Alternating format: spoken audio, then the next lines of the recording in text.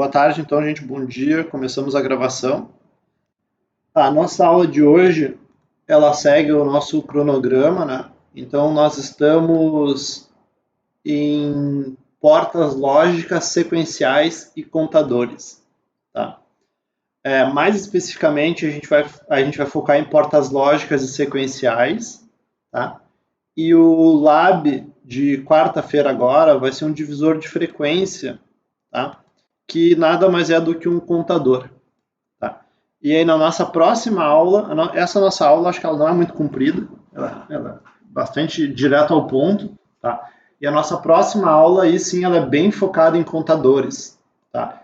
Então a gente vai falar sobre contador síncrono, contador de programa e sobre o temporizador, tá? E então essa aqui é a penúltima aula da primeira área. Aí nós temos a próxima aula e aí nós temos aí o final da primeira área, tá? A gente ainda vai ter daí no dia 28 a revisão da parte 1, certo? A revisão da parte 1, teoricamente, ela vai ser síncrona, então vai ser uma sessão para a gente tirar dúvidas. E nesse meio tempo eu vou falar um pouquinho também sobre o temporizador do Neander, tá? Que é a primeira vez que a gente vai falar um pouquinho mais do Neander, vai, né? Na verdade, relembrar um pouquinho mais do Neander, tá? Então, para a nossa aula de hoje, o que a gente tem é portas sequenciais, tá? E aqui eu queria fazer uma breve introdução. O que a gente tem visto até hoje nas aulas anteriores, tá? Através da ULA, por exemplo, que tem a unidade lógica e aritmética, né? São blocos combinacionais. Tá? Então, a ULA é um tipo de bloco combinacional. E a gente pode ver na ULA como ser uma função, por exemplo, de A e B, né? Em que a gente diz que o que F é igual a A XOR B, por exemplo. Né? Então, o que acontece? Nós temos entradas, né? E essas entradas são combinadas na saída. Tá? Então, essa é meio que a definição de uma função combinacional. A gente tem uma entrada que ela se transforma na saída e para isso a gente tem uma tabela verdade. Tá?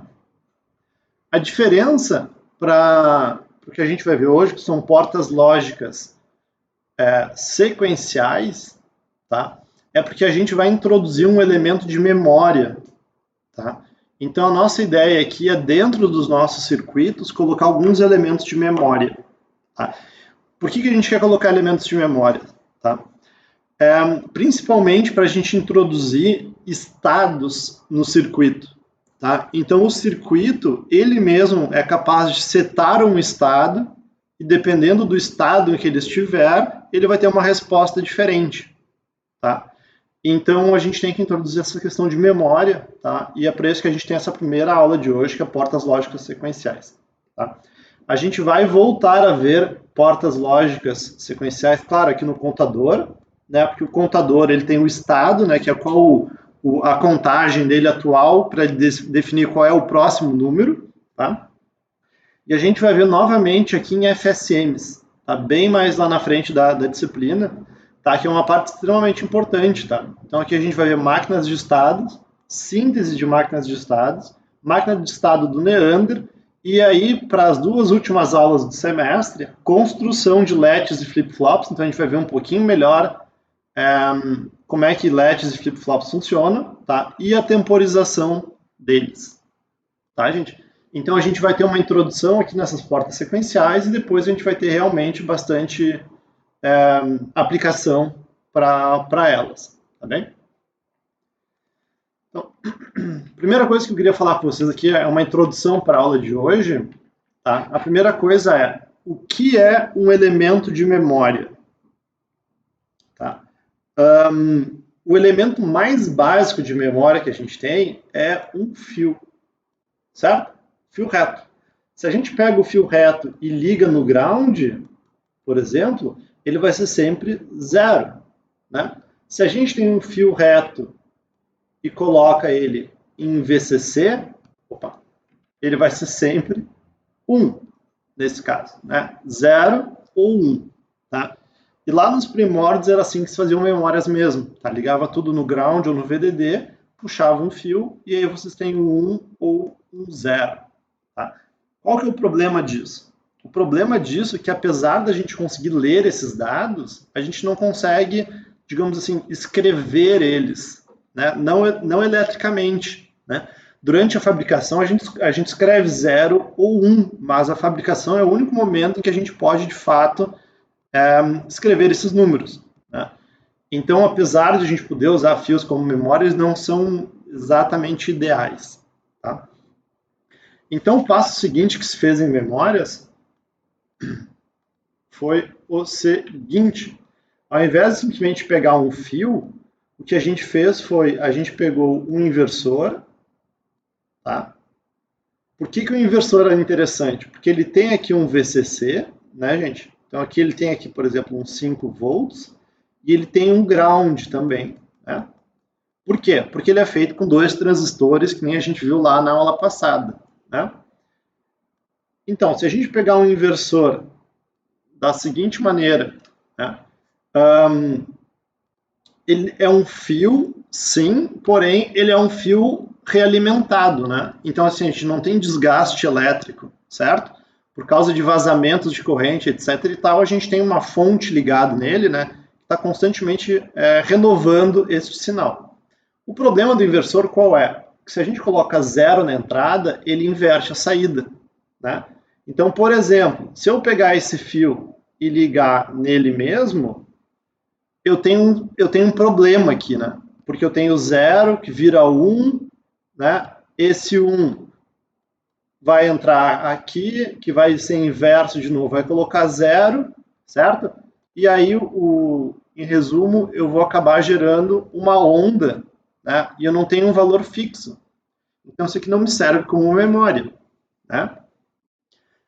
Portanto, o que a gente pode fazer para resolver esse problema? Né? O que a gente pode fazer para resolver esse problema é colocar um segundo inversor, certo? Então, aqui, o que eu faço é, nós colocamos um segundo inversor no sentido contrário agora, né?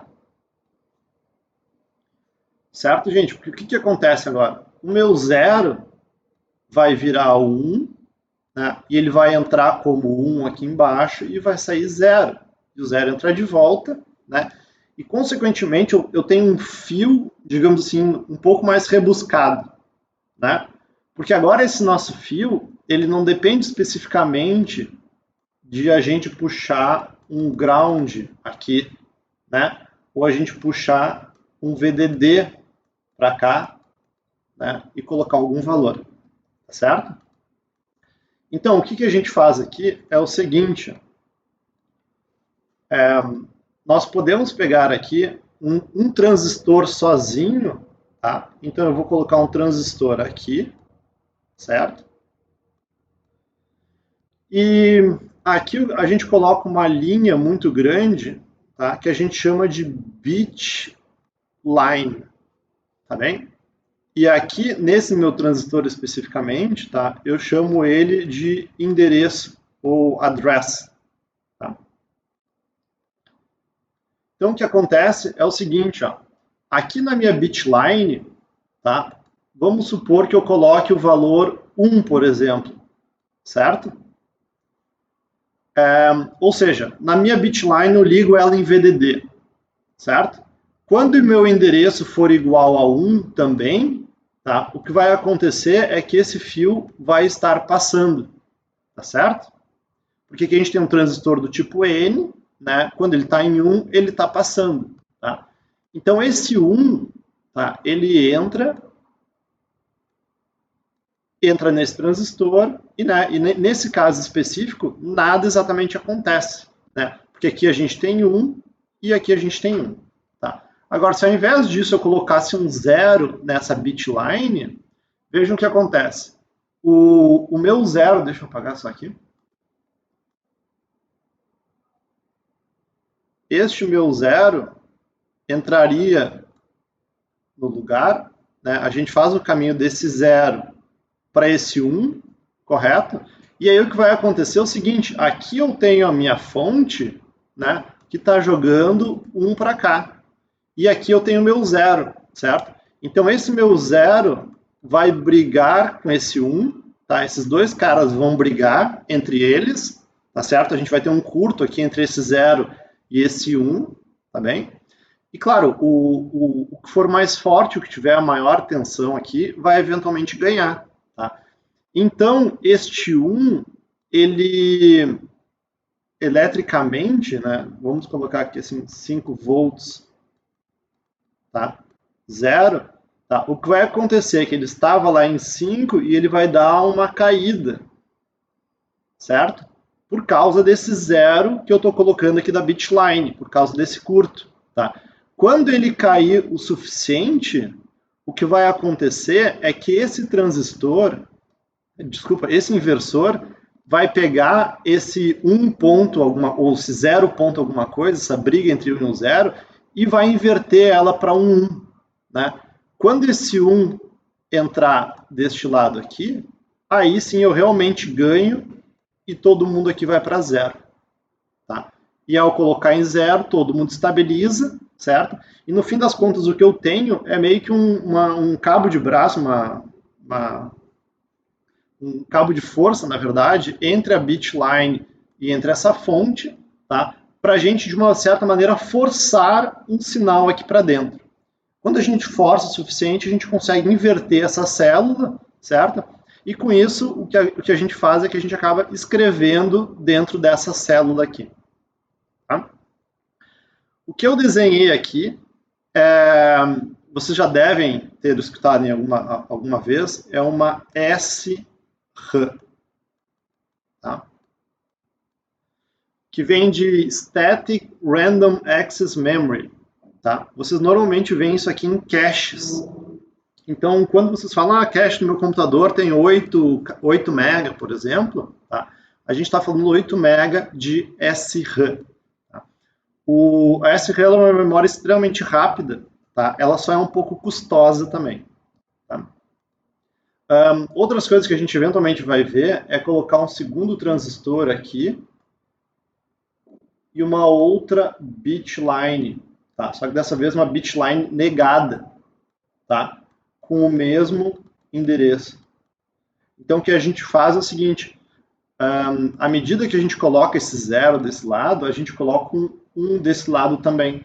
Tá? Então, a gente, digamos assim, ataca dos dois lados aqui, ao mesmo tempo, essa célula, para a gente escrever um 0, né? Onde BL igual a 0, então bitline negada é igual a 1. Né? Então, são sempre opostas uma à outra. Tá, gente? Então, com isso, a gente consegue escrever a nossa memória, tá? E aí, assim, mais a termos de curiosidade, a maneira que a gente faz para ler essa memória é o seguinte, ó. Supondo que... Deixa eu apagar um pouquinho as coisas aqui. Supondo que nós estamos falando em um lógico sendo igual a 5 volts, por exemplo, tá? O que a gente vai fazer é o seguinte. Em bitline, já desenho aqui, deixa eu só dar uma limpada aqui. Tá? Então, aqui na bitline, ali na direita, o que a gente vai fazer, tá? Deixa eu só colocar também alguns valores padrão aqui, tá? Então, eu vou colocar como se a gente tivesse 1 aqui e 0 aqui, tá? Aí, deixa eu colocar mais um, tá? Pegar a cor verde. O que a gente vai fazer é o seguinte, ó, a gente quer ter em bitline o valor da célula. Tá? A gente não sabe qual é o valor da célula, né? Então a gente quer saber qual é o valor da célula. Então aqui em bitline, eu vou fazer com que bitline seja igual a, se o meu VCC é igual a 5, eu vou botar bitline em 2.5 volts. Tá? Ou seja, metade da minha tensão de operação. Tá? Porque o que vai acontecer? Se a minha célula estiver em 1, tá? Aqui naquele mesmo gráfico que a gente fez antes, tá? Se a minha célula estiver em 1, o que a gente vai ver é uma queda. Né? Então, a gente vai ver um pouco de corrente para cá, certo? E essa nossa bitline aqui, por ser 2.5, tá? Aqui o gráfico agora da bitline, tá? tá? Supondo que aqui seja 2.5, né? A bitline estava em 2.5 e quando a gente abriu o endereço igual a 1, ou seja, a gente ativou essa chave, tá? O que vai acontecer é que esse 2.5 vai começar a dar uma subidinha, né? Certo? Se ele subir, quer dizer que a nossa célula estava em 1, correto? Agora, se por outro lado a gente olhar na bitline que ele começa a cair, a gente sabe que na verdade a gente tinha um 0 dentro dessa célula de memória. Tá certo? Agora, reparem, se a gente deixar muito tempo aberta, né? Se a gente deixar muito tempo aberta, o que vai acontecer é que o nosso 5 volts vai cair tanto que ele vai virar 0, né? Ou seja, a gente vai sobrescrever a célula. Porque o processo de escrever e ler é muito parecido, né? A diferença é que para ler a gente coloca em metade da tensão, e para escrever a gente coloca a tensão inteira, né, gente? Mas sabendo que a bitline tem um sinal muito forte, aqui tem uma carga muito forte, a gente tem que cuidar para não deixar a bitline durante a leitura ativa durante muito tempo, né? Senão, além de ler a célula, o que está ok, a gente vai também escrever na célula, o que não é o ideal, tá? Por que não é o ideal? Porque se a gente estragar o valor dela, tá? Ou seja, se a gente escrever um valor qualquer nela, a gente vai ter que reescrever o valor nela depois de ler, tá?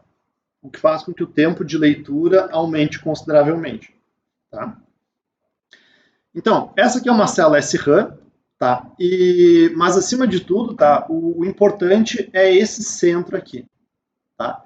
É que a célula mesmo, a parte interna dela, é realmente, tá, este centro aqui, em que nós temos dois inversores, um deles ligado no outro, tá, fazendo aqui um ciclo sem fim e estável, né, porque o 1 vira 0, 0 vira 1, 1 vira 0 e por aí vai, tá bem? Agora,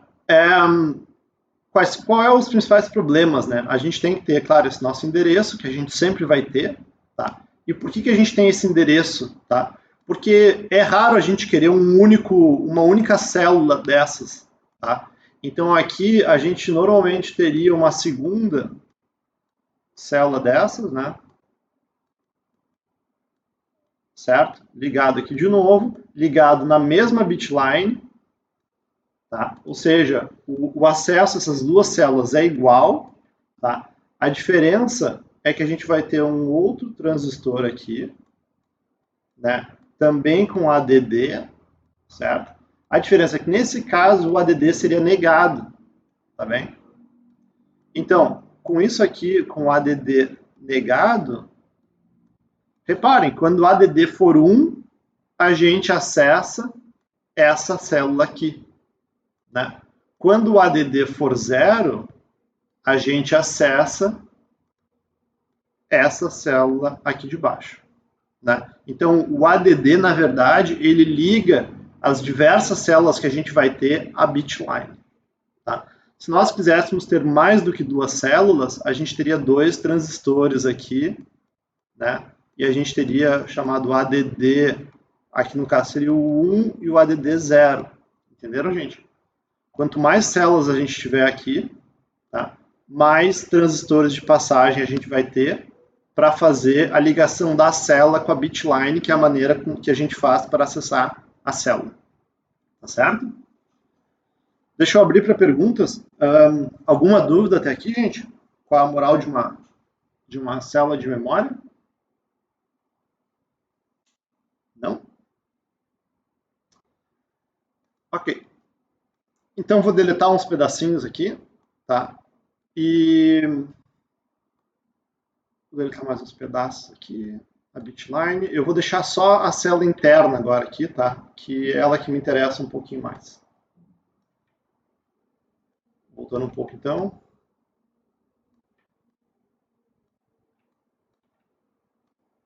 Tá? Temos essa célula aqui. Tá? Eu vou redesenhar ela aqui do lado, tá? Para manter consistência com os slides que a gente vai ver em breve. Tá? A única coisa que eu vou fazer é inverter, tá, esse inversor. Tá? E, claro, os fios junto. Tá? Então, o que a gente vai ter aqui, tá, é um inversor, os dois inversores para o mesmo lado, tá? Só que, tá, este cara vai ligar aqui embaixo, certo? E este aqui de baixo vai ligar aqui em cima. Tá, gente? Esses dois desenhos são absolutamente iguais um ao outro. Tá? São extremamente equivalentes, tá? A única diferença é que eu torci esse transistor aqui de baixo, esse inversor aqui de baixo, tá certo? Então, essa aqui é a nossa atual célula de memória, exatamente igual aqui na esquerda, tá? E aí eu quero mostrar para vocês aqui nosso último parênteses aqui, antes da gente começar a nossa aula, tá? Que é o seguinte, tá? Eu queria desenhar algumas tabelas aqui para nós. Primeira delas é, pegando aqui um A, B qualquer, tá? É a Shore. Na Shore, a gente tem 0, 0, 0 e 1, 1, 0, 1, 1, né? E a nossa Shore vai ser 0, 1, 1 e 0, né? Por que eu estou interessado na Shore? Tá? Porque a Shore a gente falou um pouquinho na aula passada. Se a gente dividir ela pela metade, tá? E olhar quando uma entrada é igual a 1, o que acontece? A segunda entrada se inverte, né? Agora, quando a primeira entrada, ao invés de 1, é igual a 0, o que acontece é que a entrada se mantém, certo? Então, se eu usar uma das entradas como controle, tá? Com a Shore, eu posso manter um sinal ou inverter um sinal, tá certo? E por que eu estou fazendo isso? Porque a gente já viu a Shore no passado. Tá? O que eu quero que vocês deem uma olhada agora é na NAND e na NOR. Tá? Podemos começar com a NOR aqui. Tá? Então, de novo, a gente desenha lá, né, A e B, e agora nós vamos fazer uma NOR. Tá? Então, para 0, 0, 0, 1, 1, 0, 1, 1. Tá? A nossa NOR é o inverso da OR, correto, gente? Então, a nossa OR seria 0, 1, 1, 1. Então, o nosso caso aqui vai ser 1, 0, 0, 0. E da mesma maneira que a gente fez aqui na Shore, vamos dar uma olhada no que acontece, tá? Quando a gente tem 1 na entrada da Shore, tá? E aqui vocês podem ver que, neste caso específico, o B não importa, porque o resultado é sempre 0, né? E quando a gente tem 0 na entrada, tá? O que acontece é que a gente tem aqui um inversor, né? Porque o 0 vira 1 e o 1 vira 0. Tá certo, gente? Agora eu vou desenhar a última tabela e aí depois a gente discute elas junto, tá? Que é a NAND.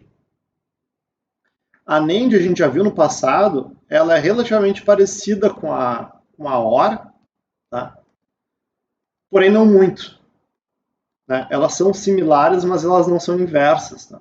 Então a gente tem 0, 0, 0, 1, 1, 0, 1, 1.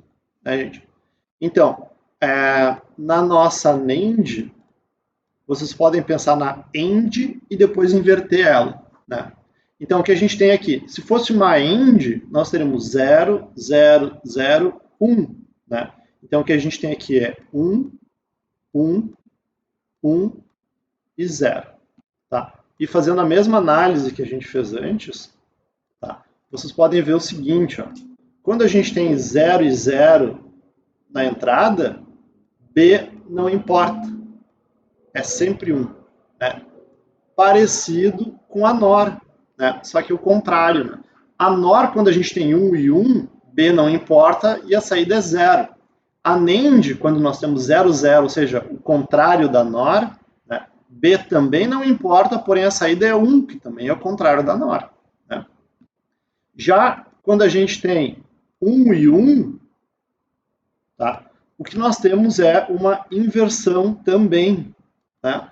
Então, tanto a NAND quanto a NOR, elas funcionam como um inversor, certo? Ou simplesmente como um ground ou um VDD, dependendo de uma das entradas. Tá claro isso, gente? Tá? Em outras palavras, a gente consegue, lembram com a Shor lá no nosso somador subtrator, a gente conseguia usar uma das entradas da Shor para controlar se a gente mantinha o segundo sinal ou se a gente invertia ele. Tá? A NOR e a NAND têm propriedades parecidas. Tá? Elas também são capazes de inverter o sinal, tá? Como vocês podem ver aqui com 0, 0 na NOR, um 0 na NOR, e com 1 na NAND, né? Então a gente é capaz de inverter um sinal, ou a gente mantém, ou por outro lado, a gente joga um valor fixo que é 0 e 1. Né? 0 no caso da NOR, 1 no caso da NAND. Tá? E por que isso é interessante? Porque essa nossa célula são dois inversores, tá certo? Então a gente poderia substituir essa nossa célula, tá? Ao invés de usar inversores, o que a gente pode fazer aqui, gente? A gente pode colocar... só um pouquinho. Ao invés de fazer isso, que a gente pode... Como é que a gente pode desenhar esse mesmo circuito? A gente pode, ao invés de fazer dois inversores, tá? Uma das opções é a gente faz uma NOR e uma segunda NOR, certo? E aí o que a gente vai fazer aqui, como ela tem duas entradas, né? O que a gente vai fazer, ligar elas a entrada na saída, correto? E agora dê uma olhada aqui, ó. No caso da NOR, quando a entrada é 0 e 0, ela é um inversor, né? Então o que eu posso fazer na segunda entrada, colocar 0, e nessa segunda entrada colocar 0. Tá certo, gente? Então, esses dois circuitos com 0 na entrada são também equivalentes. E aqui uma pequena pausa. Dúvidas? Alguma dúvida aí, gente? Essa transição aqui ficou clara para vocês? Essa é uma transição que não tem nos slides, tá? Por isso que é importante deixar isso aqui bastante claro. Tá? Agora, analogamente, o que a gente pode fazer é fazer a mesma coisa com NANDs. Né? A gente pega duas NANDs e liga elas exatamente do mesmo jeito que as NORs foram ligadas. Né? A gente liga aqui e a gente liga aqui. Né? E as entradas, agora a diferença é que na tabela da NAND, o que a gente quer colocar é 1. Né? 1 e 1. Certo? Então esse aqui também é equivalente. Tá? E a gente tem esses três circuitos, na verdade, como sendo exatamente iguais. Tá? Além disso, deixa eu mostrar mais uma coisa para vocês que é interessante, tá? Que é o seguinte, ó. Na nossa célula de memória, tá? Eu vou chamar a saída dela de Q. Letra Q. Certo?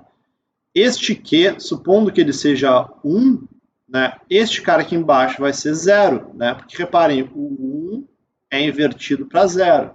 Né? Agora, se ele for 0, ele vai ser invertido para 1. Né? Então, eu posso dizer que o sinal aqui de baixo, ele é o não Q, correto? Porque o Q e o não Q sempre vão ser inversos. Tá? E a mesma coisa eu posso chamar aqui de Q, né? E não Q, porque um deles é a saída e outro é o inverso da saída. E o mesmo se aplica aqui para a nossa NAND, né? A gente tem o que e a gente tem o não que. Tá certo, pessoal? Então, a gente vai precisar bastante dessas tabelas aqui ao longo da aula de hoje, tá? Portanto, se vocês tiverem alguma dúvida, por favor, façam agora, escrevam no chat, entram no microfone aí, tá?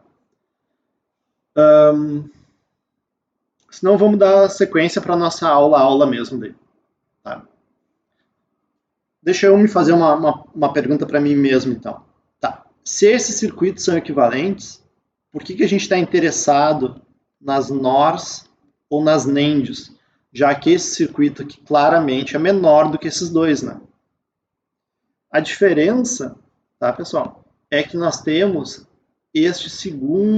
esta segunda entrada aqui, ó. Tá? Nós temos uma segunda entrada, tá? Que reparem, quando no caso da NOR a gente tem 0 e 0, nós temos uma célula de memória estável, né? Porque o sinal fica se invertendo nessa voltinha aqui, né? Só que, se a gente eventualmente mudar essas entradas, a gente consegue fazer lógicas que consigam alterar este valor, tá certo? Então, usando esta lógica de entrada aqui das NORs e das NANDs, tá? Elas vão ser muito parecidas, a gente consegue, de certa maneira, escrever um valor para dentro dessa célula de memória. Tá? E não esqueçam que, no fundo, essa célula de memória são esses inversores aqui conectados. Tá? A diferença é, quando 0, 0, tá? Eu tenho este cara aqui em cima. Mas quando eu colocar valores diferentes nas entradas, tá? Aí eu não vou mais ter esse cara aqui de cima, né? Porque essa realimentação de inversores só acontece quando 0 e 0, tá certo? Então, dito isso, eu vou ali para os slides, tá? Que a gente vai começar mais ou menos deste ponto aqui. Tá? Se for o caso, eu volto aqui para essa minha obra de arte aqui e a gente discute um pouco aqui em cima. Tá? Mas então, os slides da nossa aula de hoje. Tá? Eles estão lá no Moodle também, tá? É teoricamente aula 11, tá? Mas na verdade é a nossa, nem sei que aula que é. 1, 2, 3, 4, 5, 6. É a nossa aula 7. Então, né? Então vamos lá.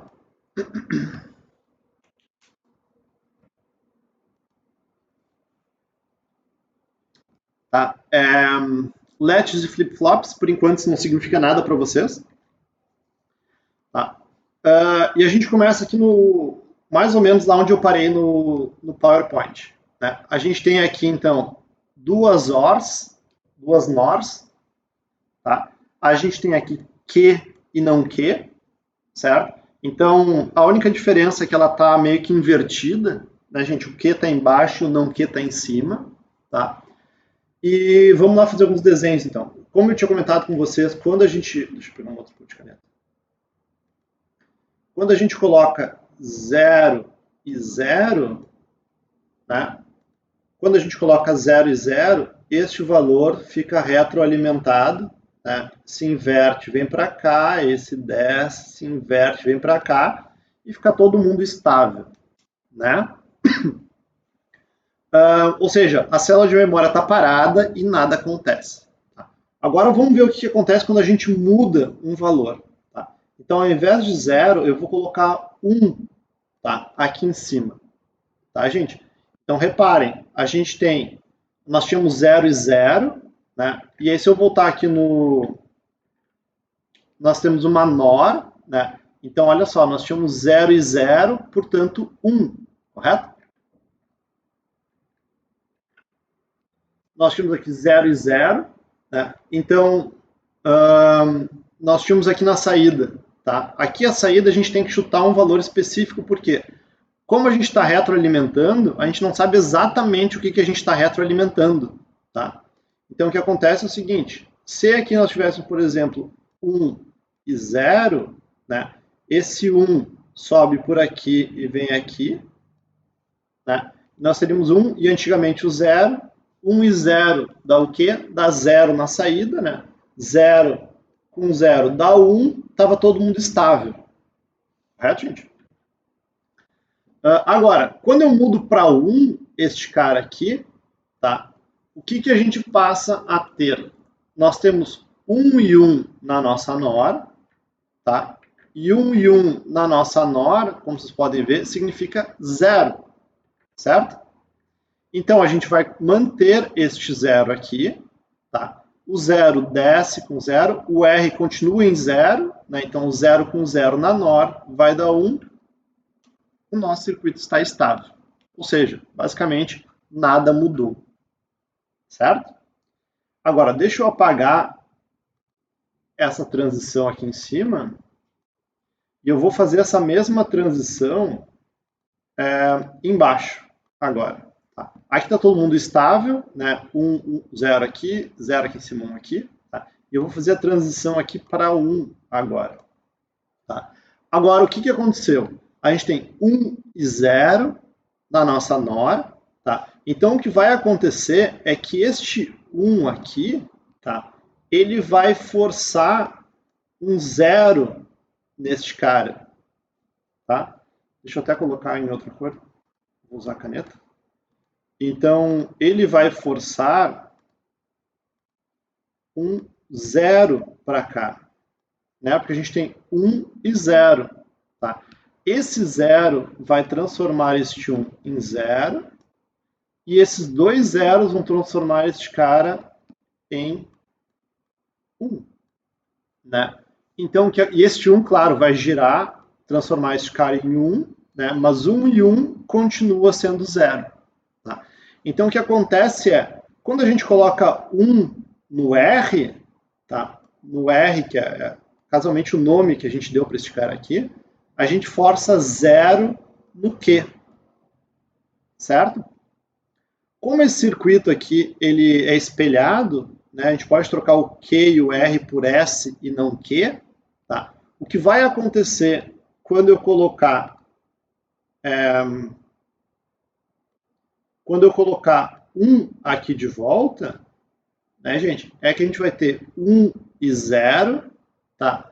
O que vai forçar a nossa saída de volta para 0.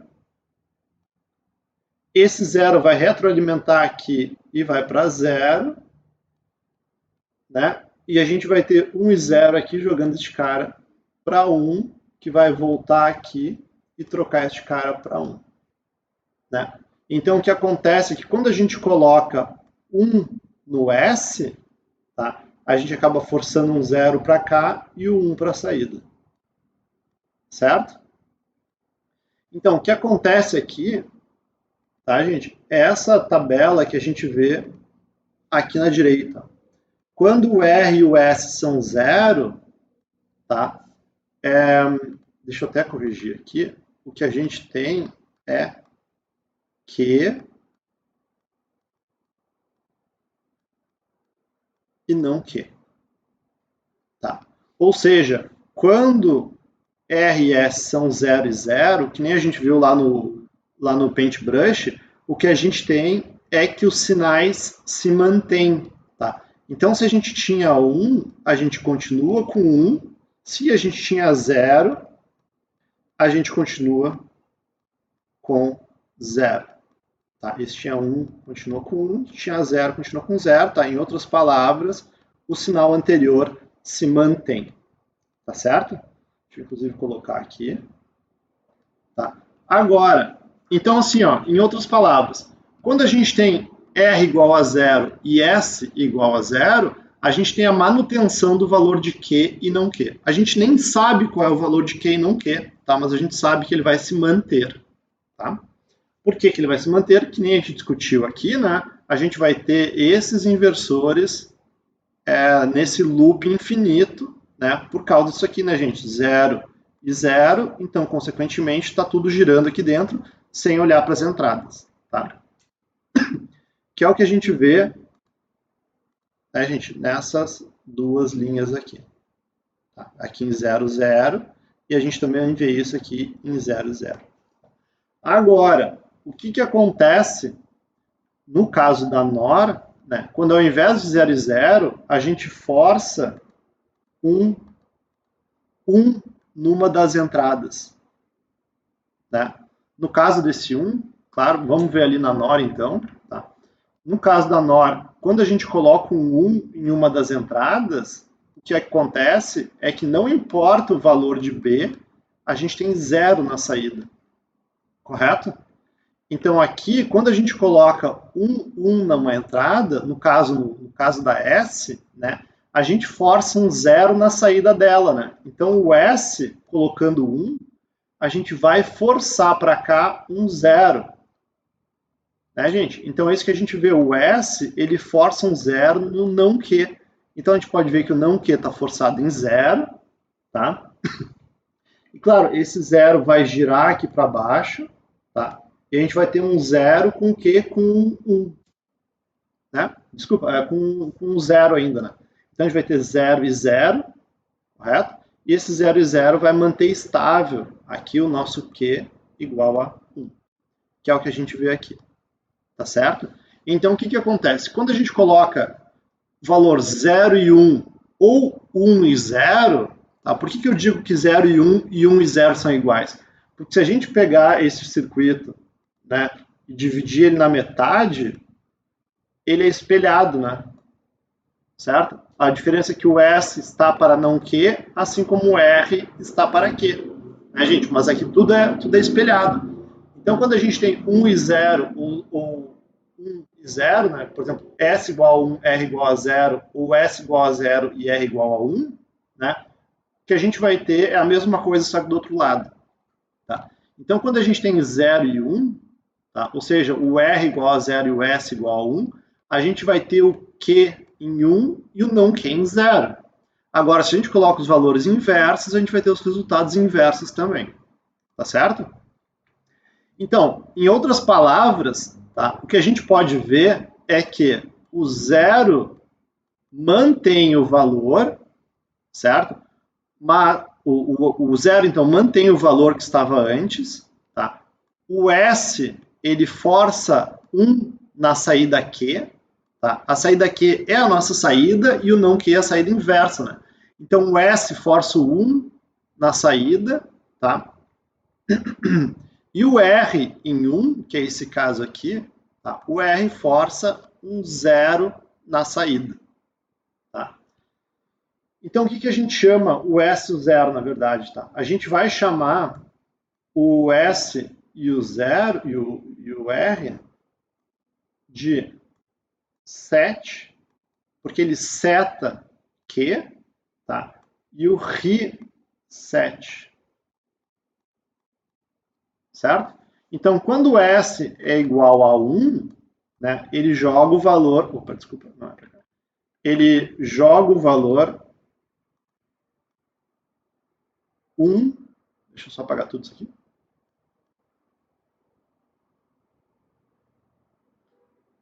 Quando S, então, for igual a 1, ele força o Q a ser igual a 1. Né? Mais especificamente, ele força o não Q a ser igual a 0. Né? E aí, consequentemente, o Q a ser igual a 1. Tá? Já o reset, ele é o contrário. Né? Quando o reset é igual a 1, tá? Neste caso específico, a gente vai forçar o Q a ser igual a 0. Né? E por causa da realimentação que a gente tem aqui, né, ele vai daí forçar o não Q a ser igual a 1. Deu para entender até aqui, gente? Eu sei que essa aula é um pouco complicada, tá? Porque ela envolve todas as tabelas ali que a gente discutiu no Paint. Por isso, pergunto para vocês. Dúvidas? Até aqui está tudo certo? Ok. Feito isso, então, eu vou apagar agora essas marcações, tá? Para a gente terminar de discutir a tabela. Tá? Por quê? Nós discutimos já o caso 0, 0 e quando a gente tem 1 e 0. Tá? Mas a gente ainda não discutiu o último caso, que é o caso em que a gente tem 1 e 1. O 7 eu vou deixar ali. O 7 eu vou deixar ali. Tá? Então, o nosso último caso que a gente tem então, a gente já discutiu a tabela daqui para cima. Né? 0 e 1 já foi discutido, 1 e 0 já foi discutido, 0 e 0, 0 e 0. Tá? O que falta a gente discutir é o 1 e o 1. Tá? Então, o que acontece? Quando o 7 é igual a 1 e o reset é igual a 1. Tá? Por quê, gente? Porque a gente vai colocar 1 na nossa NOR e 1 na nossa NOR. Tá? E se a gente olhar a tabela da NOR, quando a gente tem 1, a gente força a saída a ser 0. Né? Não importa o outro sinal, certo? Então, o que a gente tem aqui, quando a gente tem 1 e 1, não importa este valor, a gente vai ter 0 nessa saída e, portanto, Q negado vai ser igual a 0. Né?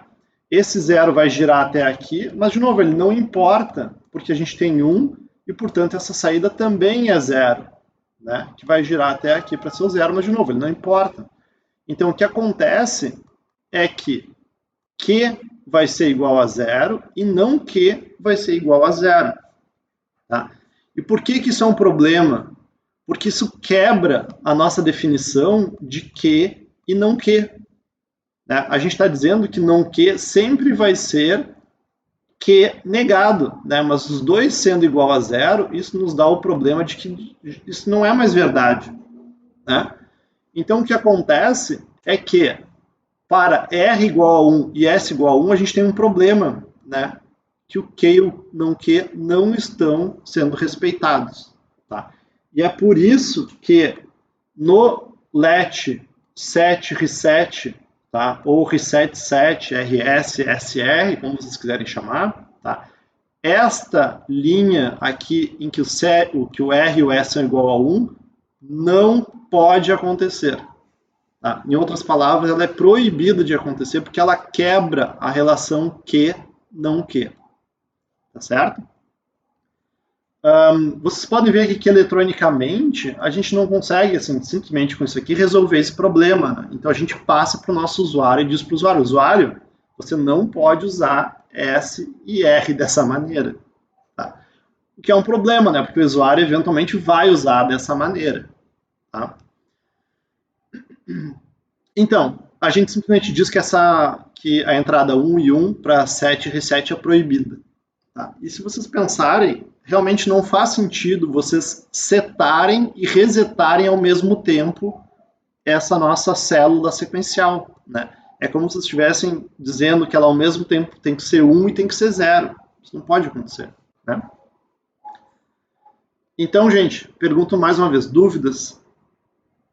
Tá todo mundo junto comigo? Todo mundo entendendo direitinho até aqui? Então, a gente vai passar agora para outra arquitetura, tá? Que ao invés de usar NORs, a gente vai usar NANDs. Tá? Vocês conseguem ver aqui a NAND agora, a estrutura é exatamente a mesma. Tá? A diferença é que antes a gente tinha o Q e o não Q virados. Né? Antes a gente tinha o set e o reset, mas a gente tinha não Q e Q. Tá? Então aqui a gente inverte as saídas, tá? E a tabela vai ficar meio invertida também. Tá? Agora, para 1 e 1, a gente vai manter o valor. Tá? Então o valor se mantém para 1 e 1, tá? Como vocês podem ver aqui. Então, tipo, no caso da NAND, 1 e 1 é uma entrada aceitável, tá certo? Porém, o 0 e 0 não é uma entrada aceitável. Então, aqui, o 0 e 0 não é uma entrada aceitável. Por quê? Porque o Q e o não Q estão sendo desrespeitados. Tá? Porém, o set funciona bem ainda. Né? Quer dizer, aqui nesse caso específico dessa NAND aqui, também é o contrário. Né? Então, o set ele vai colocar 1 no não Q, né? E o reset vai colocar 1 no Q. Certo? Por isso que a gente vê assim ela, a gente nega as entradas do SR, tá? E inverte as saídas para fazer de Morgan, em outras palavras, nessa célula sequencial. Tá?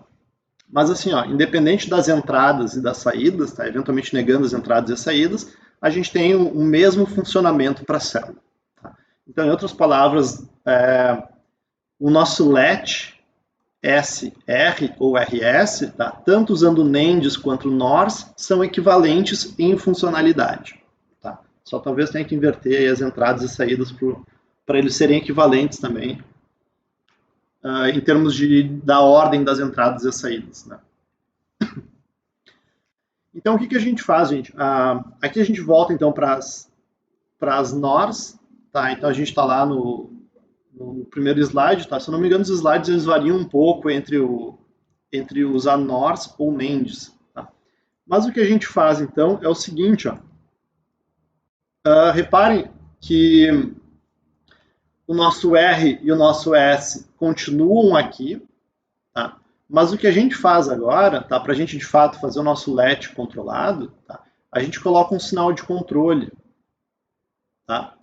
Como é que funciona esse sinal de controle e por que ele existe? Primeiro, aqui nós temos nós temos ends. Tá? E se vocês bem lembram da tabela verdade da end, quando a gente tem um zero na entrada, tá? Deixa eu escrever, quando a gente tem um zero na entrada, não importa o que aconteça, a saída também é zero. Tá? Então, o que a gente está fazendo com esse controle é o seguinte, quando C for igual a zero, tá? Ou seja, a gente tem zero aqui e aqui, ele força 0 e 0 na nossa célula de memória. Né? Deixa eu até pintar aqui a nossa célula de memória. A nossa célula de memória continua aqui, né? Certo? Então, quando a gente coloca 0 e 0, né, ou seja, 0 e 0, tá, a nossa célula de memória está estável. Ou seja, R e S não importam. Não importa o valor que a gente coloque aqui, a nossa célula de memória não vai gravar isso dentro dela. Entenderam? Então, através deste controle, a gente consegue dizer assim, ó, não é para gravar nada em Q e não Q, certo? Se o controle for igual a zero, ninguém vai escrever nada na nossa célula de memória, tá? Agora, e aí deixa eu apagar, deixa eu só mudar aqui.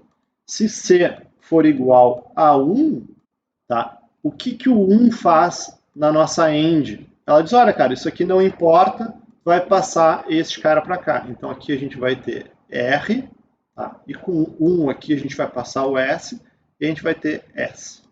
Tá? Então a gente tem a nossa célula como se nada tivesse acontecido. Tá, gente? Essa é uma coisa interessante, portanto, que as ends fazem aqui. Ou elas forçam um zero e dizem essa célula não está disponível para escrita, ou elas dizem, beleza, faz o que tu quiser aí. Aí ela passa o S e passa o R. Tá? Então aqui a gente tem um esquema equivalente, né? Mas na verdade a gente só juntou aqui em portas complexas. Tá? Então esse controle, tá? O que ele faz? Ele nos permite, aqui até fala em clock, tá? O clock nada mais é do que um tipo de controle, e a gente vai falar um pouquinho sobre ele mais para frente. Tá? O que a gente pode dizer é, quando C está igual a zero, está desativada a nossa célula. Né? E quando C está igual a 1, a célula está funcionando normalmente. Tá certo? Isso aqui é interessante pelo seguinte, agora não é qualquer coisa que tu coloca aqui dentro que vai passar adiante. Né? Para a gente, de fato, passar o valor adiante, somente quando o controle estiver ativo. Tá certo? O porém é que o controle do let não resolve a questão do R e do S. Né? Então, se R for igual a 1 e S for igual a 1, né, a gente vai forçar um 0 e 0, correto? Que a gente já discutiu que não é uma coisa muito interessante de se fazer. Tá certo? Porém, o controle, independente de R e S, nos permite isolar a célula, né, e dizer, cara, tu não escreve ela porque ela é igual a 0 e 0. Né? A gente consegue colocar essa entrada em 0 e essa entrada em 0, independente de R e S. Tá? Então, o controle nos dá essa funcionalidade.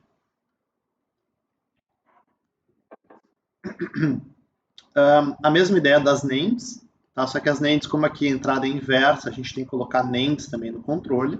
Tá? E aí, o que a gente pode fazer para resolver o problema do R igual a S, que é igual a 1, é o seguinte, gente. A gente pode usar uma única entrada, que aqui a gente vai chamar de D, tá? Só que esse D vai ser inverso. Tá? Então, reparem que antigamente a gente tinha aqui o nosso S e o nosso R. Tá? Só que agora a gente está juntando o S e o R no D, tá? E invertendo eles através desse inversor. Tá? Isso faz com que S seja, no caso, igual a R negado. Né, gente? Ou então diz que R é igual a S negado. Se S vai ser sempre diferente de R, tá? O que a gente tem é que a gente nunca mais vai ter um caso em que R é igual a S, que é igual a 1. Né? Então resolve aquele nosso problema em que o usuário poderia colocar 1 e 1 e quebrar a equivalência de Q com não Q. Né? Mas qual é o problema que isso aqui também causa?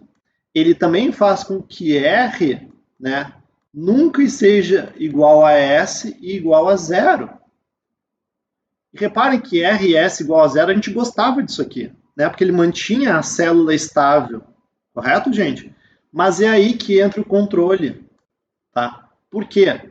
Quando, que nem a gente discutiu no slide anterior, quando o controle for igual a zero, ele vai dizer, cara, não importa esses valores, tá? Eu, controle, vou colocar zero e eu, controle, vou colocar zero.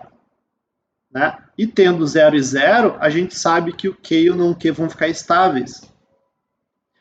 Tá, gente? Então, na prática, o que acontece é o seguinte, ao usar o controle mais a inversão de S e R, tá? A gente cria um latch ainda, tá? Que a gente chama do tipo D, tá? Em que a gente tem o seguinte, ó, a gente vai ter, claro que a gente está falando de NANDs, né? Então, para D igual a 1, tá? A gente vai ter que a saída é igual a 1 também. Quando D é igual a 0, a gente coloca a saída também igual a 0. Né? Só que isso só acontece quando o controle for igual a 1. Quando o controle for igual a 0, não importa o dado. A gente vai ter o valor de antes. Vai permanecer ali.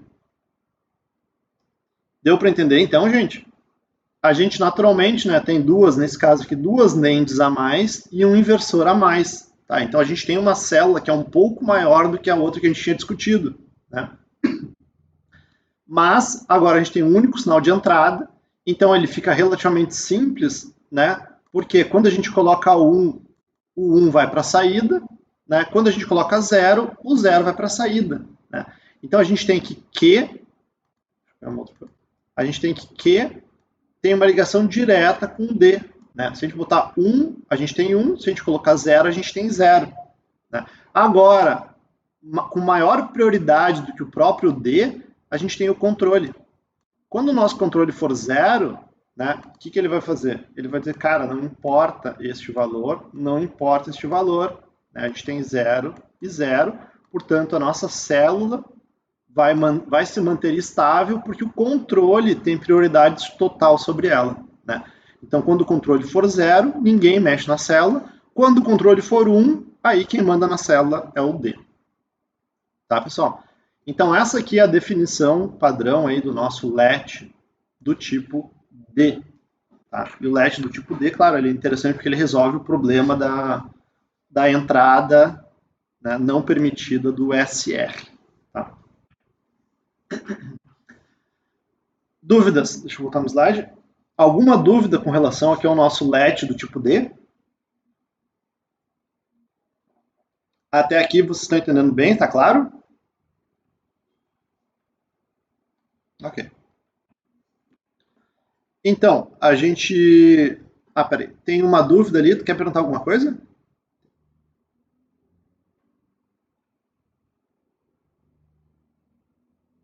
Não? Ah, se eu pulei alguma dúvida, vocês, por favor, me avisem, tá, gente? Eu volto lá, tá? Não tem problema. Oi? Muito baixo. Deixa eu ver se eu consigo aumentar meu volume. Não, eu tô no volume máximo. Tenta de novo. Fala de novo, deixa eu ver se eu escuto agora.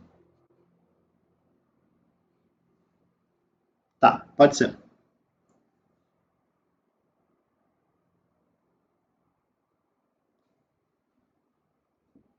Enquanto tu escreve ali, eu vou subir aqui no slide para o pessoal da gravação ficar pensando no que eu falei. Só não entendi muito bem essa diferença entre NANDs. Tá. A diferença das NANDs e das NORs, tá? Elas vêm aqui das nossas tabelas verdades. Tá? O que acontece é o seguinte, ó, a NOR ela vai fazer a inversão em 0, né? E a NAND vai fazer a inversão em 1. Tá? Isso aqui vem lá de De Morgan ainda, tá? Em que se tu inverter as entradas e as saídas, tu pode trocar uma AND por uma OR. Né? Então, a NOR e a NAND também vão ser suscetíveis a De Morgan. Né? Então, o que a gente tem aqui é o seguinte, ó, na NOR, quando a gente tem 0, a gente tem esse efeito de inversão. Tá? Mas na NAND, o efeito de inversão acontece quando a gente tem 1. A inversão continua sendo a mesma, né, pessoal? Mas assim, ó, o controle é em 1 e o controle é em 0. Tá? A outra diferença é que quando a gente tem o sinal inverso, por exemplo, na NOR, se ao invés de 0 a gente colocar 1, né, a gente vai forçar um 0 na saída. Mas a NAND é o contrário do contrário. Né? Se a gente colocar 0 na entrada, a gente vai forçar um 1 na saída. Tá? Então, toda a nossa construção dessas portas lógicas sequenciais aqui, ela se baseia, né, número 1, nesse núcleo aqui de memória, tá? E também nessa parte do controle, tá ok? Então, o núcleo da NAND, tá? Deixa eu subir aqui rapidinho para ela. O núcleo da NAND, vocês vão ver aqui, ele praticamente o contrário da NOR, né?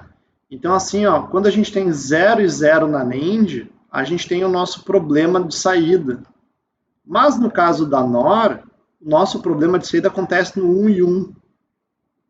Tá? Da mesma maneira, o S, tá? No caso da NOR, está ligado ao Q, porque o S se liga a, na verdade, o S está ligado ao não Q.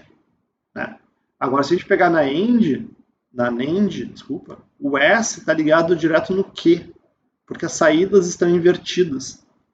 Entende? Então, a gente, para manter essas características da célula com NAND ou com NOR, tá? A gente tem controles um pouquinho diferentes. Tá? O controle ele vai continuar sendo duas ANDs, sempre vai ser duas ANDs. Tá? A diferença é que aqui no caso da célula de NANDs, tá? O que a gente tem, e aqui talvez esteja a confusão, é que este cara tem que ser negado e este cara tem que ser negado, tá? E não este cara, tá? Mais ou menos por causa disso aqui, ó. Certo? Para o S mexer no Q e para o R mexer no não Q. Né? Então aqui, esse inversor, na verdade, ele escorregou para o lado de cá. Tá? Então, na verdade, o fato de a gente usar uma NAND como controle, tá? Na verdade, é mais uma otimização. Tá? Mas, a bem da verdade, a gente deveria ter só esse inversor aqui e esse inversor aqui, tá? E usar simplesmente ANDs aqui embaixo. Tá? Acho que talvez venha daí a tua dúvida. Né?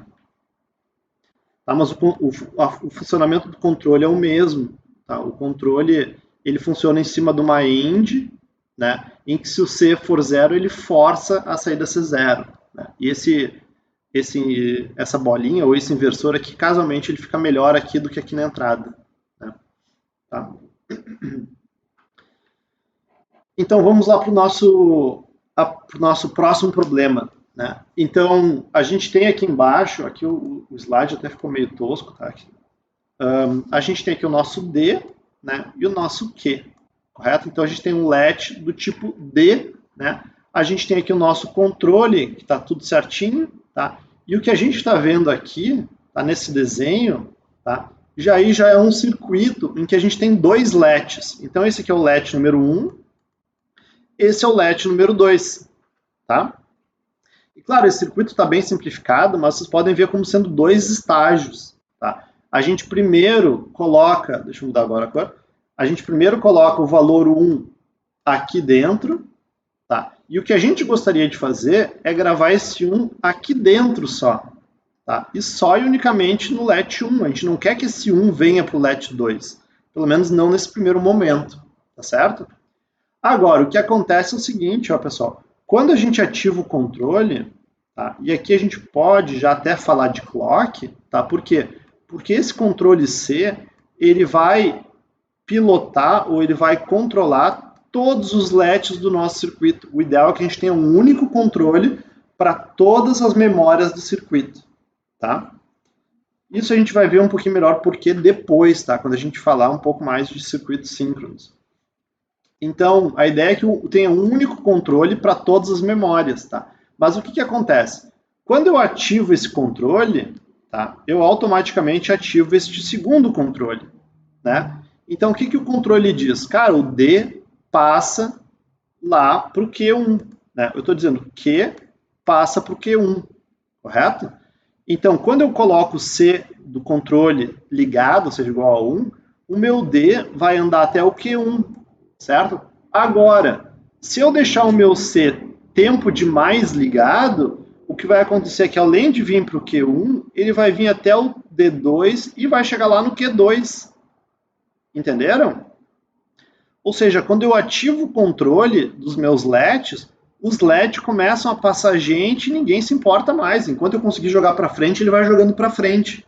Tá? Quando na verdade não é exatamente isso que a gente gostaria de fazer. Tá?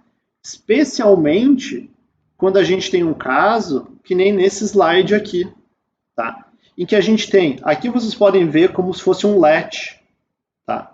Então vocês têm um LED aqui embaixo, tá? E vocês têm um circuito combinacional que recebe entradas e gera uma saída, tá? Então, em outras palavras, esse circuito combinacional vai ser um F de E, que é a entrada, vírgula, let, né? Vou botar let só aqui, tá? Que é igual a S, né? Então, S é uma função do circuito combinacional, mas também é uma função do let, ou do estágio atual que vocês estão fazendo, tá bem? E o próprio circuito combinacional vai gerar um novo estado. Tá? Então imaginem como isso aqui sendo um contador. Tá? A cada pulso do controle, vocês querem que esse contador se incremente. Uma vez só. Deu o pulso do relógio, vocês querem que ele vá de 0 para 1. No próximo pulso para 2, no próximo para 3, no próximo para 4. Certo? Porém, da maneira que o LED funciona, quando eu ligo o meu controle, aqui embaixo, o que vai acontecer é o dado de entrada vai passar pela memória, né? Só que não vai ficar por isso. Ele vai girar pelo combinacional, vai entrar aqui de novo, passar pela memória de novo, passar pelo combinacional, passar por aqui de novo e ele vai ter esse loop infinito aqui, né? Ele vai ficar fazendo esse loop infinito até que vocês vão lá e desliguem o controle. Entenderam, gente? Isso é o que a gente chama de transparência, tá? Ou eventualmente o que a gente chama de estado de corrida, tá? Então, esse é o nosso problema, tá? Que a gente chama aqui de problema causado pela transparência, né? Então, o que acontece é, quando a gente ativa o controle, o nosso circuito inteiro vai começar a girar loucamente e fazer o que ele tem que fazer, que é o que a gente esperava que ele fizesse, né? O problema é que a gente gostaria de dar algum senso de sincronismo, do tipo, tá aqui o teu circuito, mas eu quero que tu dê só uma volta nele. Eu não quero que tu dê tantas voltas quanto tu consiga, tá? E esse é um problema que os LETs têm, tá? O problema da transparência em que, supondo aqui o controle, tá? Quando o controle sobe, tá? Quando o controle está em 1, o circuito aqui embaixo vai estar loucamente funcionando e depois ele para, né? Porque com controle igual a 0, as nossas memórias estão estáveis. Mas quando o circuito vai para 1, as memórias começam a funcionar e depois elas param de novo. Tá? Durante esse tempo, pode ser problemático a gente executar mais de uma vez o que a gente gostaria de executar. Tá? Então, o que significa? Que o nosso pulso de controle tem que ser muito bem arquiteturado, tá? Ele tem que ser muito bem projetado para ser exatamente do tamanho que a gente quer que ele seja, certo? Então, aqui a gente tem mais ou menos uma visão, né, desse problema, tá? Então, olha aqui, ó. Aqui o controle está em 0, tá? Então, o nosso Q1 está estável, o nosso Q2 está estável, tá? E a gente gostaria que neste ciclo de clock, o D fosse somente para cá, certo? A gente não quer que ele vá para o Q2, a gente quer simplesmente que ele dê este pequeno salto aqui, tá? Então vejam bem, quando a gente liga o controle, tá? O Q1 vai demorar um tempinho, né? A gente vai ter aspectos temporais aqui, tá? Então, esse tempinho que a gente está colocando aqui, tá? Que a gente chama de TP, e a gente já viu lá na temporização de portas lógicas, né? Ele acontece por quê? A gente tem um valor aqui, por exemplo, 0, né, aqui no D e 1 aqui, né, gente? Mas quando o controle ele sobe para 1, tá? Ou seja, ele está subindo para 1, aqui o controle, esse 0 vai demorar um tempo para chegar até o Q. Né? Especificamente aqui a gente tem duas portas lógicas, né? Então a gente vai ter um TP, tá? Que é do D chegar até o Q. Né? Eventualmente a gente pode ter que pegar esse sinal daqui, né? E a gente tem até 3 portas lógicas. Tá? Mas então o que a gente tem é um pequeno tempo de propagação do D até o Q, né? Que é quando o nosso Q vai eventualmente subir para 1, por exemplo, se a gente colocar 1 aqui na entrada. Né? E aqui é onde a gente gostaria que tudo parasse. Tá? O nosso controle deveria parar aqui, né? Então esse controle deveria descer aqui, ó, certo? Por quê? A gente já deu tempo do LED funcionar, o controle não pode passar desta marcação. Né? Se de fato ele passar, que nem é o caso desse exemplo aqui, este sinal, né, o C, desculpa, o 1 aqui chegou no Q1, né? E este cara veio, continuou andando para cá e chegou no Q2, que é o que a gente vê aqui, né? O Q2, tempo depois, também levanta para 1, né? Em TP mais TP, sendo o primeiro TP o tempo do LET 1 e este segundo TP o tempo do LET 2, tá? Então isso aqui é o que a gente chama de transparência. Uma vez que a gente liga o C, os dados vão começar a correr loucamente aí, e não é isso que a gente gostaria que acontecesse. Tá? Aqui tem um pouco mais de texto, vou pular um pouco isso aqui. Tá? E aí, quais são as soluções possíveis? Tá? Isso aqui é um pouquinho interessante da gente discutir até. Tá?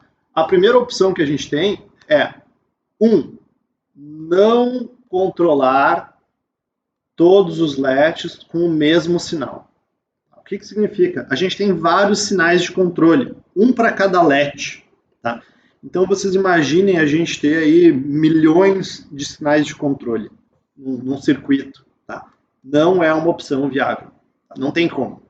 Tá? É muita lógica para controlar uma coisa muito simples. Tá? A outra opção que a gente tem é usar uma coisa chamada flip-flop. Tá? Que aí vem a segunda parte da nossa aula hoje. Tá? Que eles são um pouquinho diferentes dos LEDs. Tá? Então vamos ver como é que funcionam flip-flops de maneira geral. A gente tem aqui uma cara, tá? E eu quero chamar a atenção de vocês para uma coisa. Essa parte amarela aqui, olhem só para essa parte amarela aqui. Como vocês podem ver, essa parte amarela é um LET, né? Do tipo SR, então um LET SR, né? E esse sinal que a gente já viu isso aqui antes também, né? Vem lá do controle, né? Com controle, tá? Então o que acontece? Esse controle até tem um inversor aqui, tá? Mas a gente já fala sobre ele. Fato é que esse nosso controle, como a gente já viu no passado, né? Quando este controle estiver em zero, a gente desliga o S e o R, né, gente? Quando o controle estiver em 1, a gente liga esse LET, tá? Então pergunto, tá claro para vocês que este cara aqui é um LET do tipo SR? Ok. Agora, se a gente olhar para esta parte aqui em amarelo, vocês vão ver que aqui também é um LET, né, do tipo SR mais controle, né? Então, esses dois caras são absolutamente idênticos, né? Aqui a gente chama de mestre-escravo, tá? Porque é o nome da arquitetura que a gente usa, tá? Porque a gente usa dois LETs, tá? Nesse caso do tipo SR, e a gente chama um deles de LET mestre e outro deles de LET escravo. Tá? Qual é a diferença entre eles? A diferença é o controle.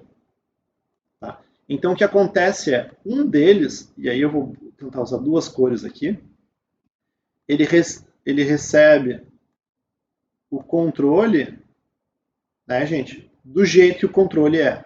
Tá? Então, um deles entra o controle normal, porém o outro controle é invertido aqui. Tá? Então, na verdade, esse controle vai sair de outra cor aqui, né? E aí, este controle invertido de outra cor vai pilotar a segunda parte, né? Tá? E agora vamos ver o que acontece. Ó. Quando C for igual a 1, peraí, que eu não quero este 1 especificamente. Quando C for igual a 1, né, gente, o que acontece? A gente tem esta parte passando e esta parte passando, certo? Então, essa célula está ativa, ou seja, o S está vindo para cá, o R está vindo para cá, tá certo? Porém, esse 1, né, ele se inverte para 0 aqui. E esse 0 vai colocar 0 e 0, então o que a gente vai fazer é barrar a saída. Correto, pessoal? Então, o que está acontecendo agora é que este controle, por ser invertido, sempre vai dizer que ou o mestre, ou em outras palavras, só e unicamente o mestre ou só e unicamente o escravo está funcionando. Os dois não funcionam ao mesmo tempo. Ou funciona o mestre ou funciona o escravo. Certo? Então, aqui no caso do mestre funcionar, o S e o R, eles entram dentro da célula. Né? Então, a gente está escrevendo no mestre. Enquanto isso, o escravo está zerado. Tá? E aí o que acontece é, quando o controle passa para 0, o que acontece? Eu vou barrar o R e o S, certo? Porque o meu controle vai cancelar essa entrada, então aqui não entra mais ninguém, né? Porém, esse 0 vai ser invertido para 1, né? E ao passar o 0 para 1, eu cancelo este cara aqui, essa negação, digamos, e essa célula aqui passa aqui para fora, né? Ou seja, o valor que estava aqui passa para cá. Entenderam, pessoal? Então, o que acontece é, por usar controles invertidos no mestre e no escravo, eu inicialmente carrego o valor para dentro do mestre e depois eu carrego o valor previamente carregado no mestre para o escravo, enquanto eu tranco a entrada do mestre. Tá? Então, neste caso, o que vai acontecer, deixa eu ver se tem slide a respeito disso, aqui, tá? Nesse caso, o que vai acontecer, tá? O que a gente tem aqui no... A gente tem a saída do mestre e a saída do escravo. Tá? Então, a gente está com 7 igual a 1, tá? Nessa primeira parte. Então, o que acontece é, quando o clock... aqui, esqueçam o clock inicialmente, tá? Mas quando o controle ou o clock passa para 1, tá? O que acontece é que o S, tá, vai ativar o mestre, né? Então o mestre vai subir de valor, tá? Mas o mestre não vai influenciar no escravo. Tá? Então, voltando ali para o nosso slide de cima, deixa eu apagar tudo e mostrar de novo o que acontece.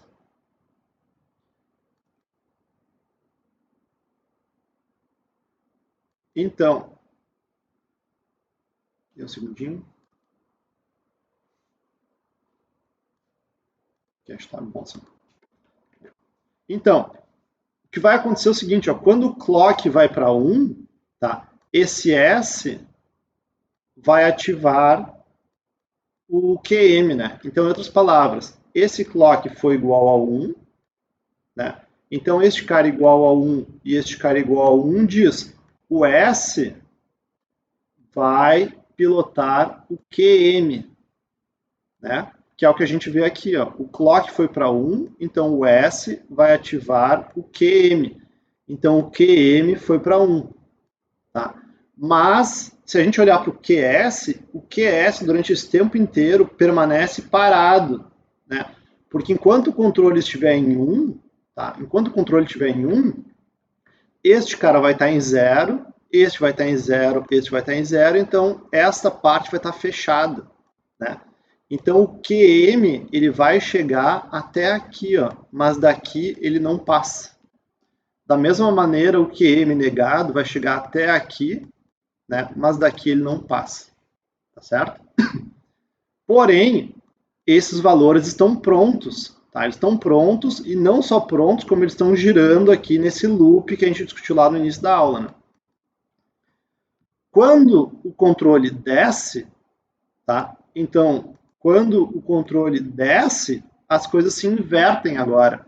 Né? Quando o controle desce, o que acontece é que agora a gente vai barrar essa entrada.